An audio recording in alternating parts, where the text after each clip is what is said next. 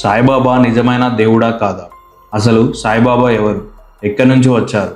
కొందరు సాయిబాబా గారిని అసలు ఆయన దేవుడు కాదు, ముస్లిం అని అంటున్నారు. మరికొందరు బ్రాహ్మిన్స్ అని అంటున్నారు. అసలు వీటిలో నిజమెంత? వీడియో స్టార్ట్ చేసే ముందు నాది ఒక చిన్న రిక్వెస్ట్. ఈ వీడియోకి ఒక లైక్ ఇవ్వండి చాలు. నా ఇన్ఫర్మేషన్ వర్త్ అనిపిస్తే సబ్స్క్రైబ్ చేసుకోండి. Let's start today's episode. అసలు సాయిబాబా గారు ఎవరు? ఆయన ఎప్పుడు పుట్టారు అనే అసలైన ఆధారాలు ఎవరి దగ్గర లేవు. కానీ కొన్ని ప్రాథమిక ఆధారాల ప్రకారం ఆయన 1835 నుంచి 1838 మధ్యలో పుట్టారని చెప్తున్నారు. ఆ తర్వాత ఒక సూఫీ ఫకీర్ కానీ క్యాథలిక్ వ్యక్తి కానీ దత్తత తీసుకున్నారని చెప్తున్నారు. అయితే ఎక్కువగా సూఫీ ఫకీర్ అనే కొన్ని ఆధారాలు దొరికాయంట. ఇంకా ఈయన్నే సాయిబాబా గారి మొదటి గురువు అని చెప్తున్నారు.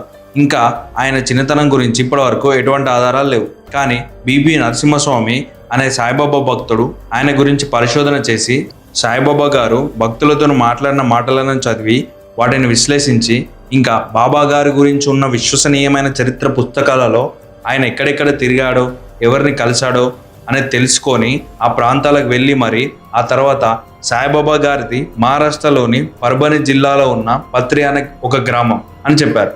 కానీ దీనికి కూడా చారిత్రక ఆధారాలు ఏమీ లేవు, కేవలం అంచనాలు తప్ప.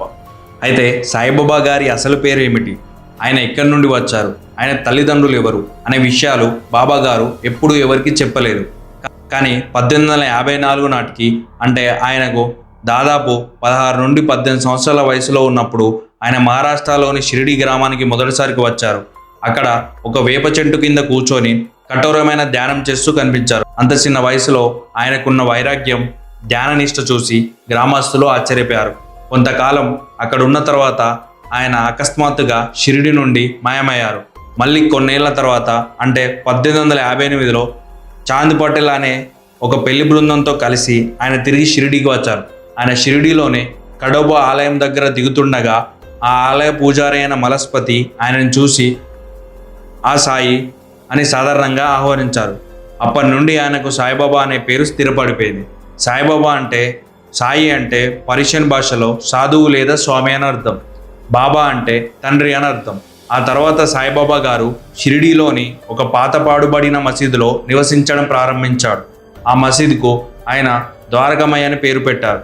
ఆయన అక్కడే ఉంటూ ప్రజల రోగాలను, బాధలను నయం చేయడం, పేదలకు సాయం చేయడం చేసేవారు. అటు హిందూ సంప్రదాయాలను, ఇటు ముస్లిం సంప్రదాయాలను రెండింటినీ గౌరవిస్తూ సబ్కా మాలిక్ ఏకే, అందరికీ దేవుడు ఒక్కడే అనే గొప్ప సందేశాన్ని ప్రజలకు అందించారు.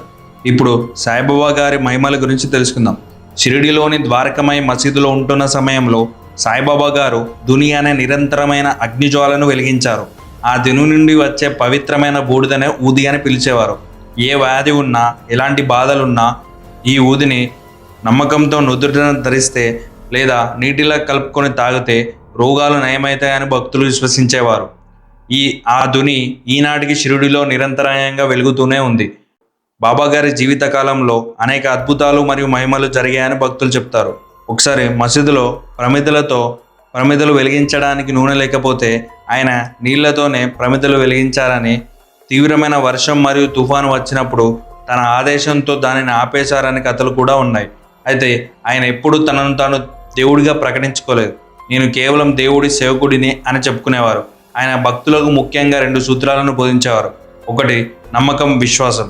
రెండవది ఓర్పు, సహనం. 1918 అక్టోబర్ 15న విజయదశమి రోజున సాయిబాబా గారు తన భౌతిక దేహాన్ని విడిచిపెట్టి మహాసమాధి చెందారు. ఆయన దేహం విడిచిన తర్వాత కూడా ఆయన బాటలో నడుస్తూ ఆయనను ఆరాధించే భక్తుల సంఖ్య రోజు రోజుకు పెరుగుతూ వచ్చింది.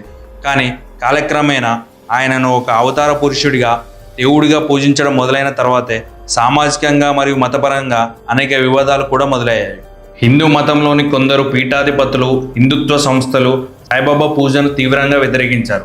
సాయిబాబా ఒక ముస్లిం అని, సనాతన ధర్మం ప్రకారం కేవలం వేదాలలో, శాస్త్రాలలో పేర్కొన్న దేవుళ్లను మాత్రమే పూజించాలి కానీ ఒక మనుషుడిని దేవుడిగా పూజించకూడదని వాదించారు. సాయిబాబా దేవాలయాలను నిర్మించడం, హిందూ దేవుళ్ళ పక్కన ఆయన విగ్రహాలను ఉంచడం ధర్మానికి విరుద్ధమని శంకరాచార్య, స్వరూపానంద సరస్వతి వంటి వారు బహిరంగంగానే ఖండించారు. మరోవైపు ఇస్లామిక్ పండితులు మరియు ముల్లాలు కూడా సాయిబాబాను దేవుడిగా ఆరాధించడాన్ని అంగీకరించారు. ఇస్లాం ధర్మం ప్రకారం అల్లా తప్ప మరొక దేవుడు లేడు, కాబట్టి సాయిబాబాను పూజించడం లేదా ఆయన దేవుడి స్థానంలో ఉంచడం ఇస్లాం సూత్రాలకు పూర్తిగా వ్యతిరేకమని వారు స్పష్టం చేసేవారు. స్వయంగా అల్లా మాలిక్ అని చెప్పారని, ఆయన ఎప్పుడు తనను పూజించమని చెప్పలేదని వారు గుర్తు చేస్తుంటారు.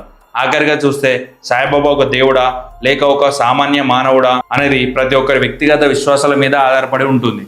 ఆచారాలు శాస్త్రాలు ఒకవైపు ఉంటే, ప్రేమ సహనం మానవత్వం అనే పరమావధి అని నమ్ముకునే భక్తులు మరొక వైపు ఉన్నారు. ఆయన దేవుడిగా పూజించిన, ఒక గొప్ప సాధువుగా గౌరవించిన, లేదా ఒక మనుషుడిగా భావించిన, ఆయన సంబంధించిన సబ్కా మాలిక్ ఏకే అనే సందేశం మాత్రం సమాజానికి ఎల్లప్పుడూ ఆదర్శంగానే ఉంటుంది. గైస్, ఈ వీడియో ఇన్ఫర్మేటివ్ అనిపిస్తే ఖచ్చితంగా ఒక లైక్ చేసి సబ్స్క్రైబ్ చేసుకోవడం మాత్రం మర్చిపోకండి. Thank you.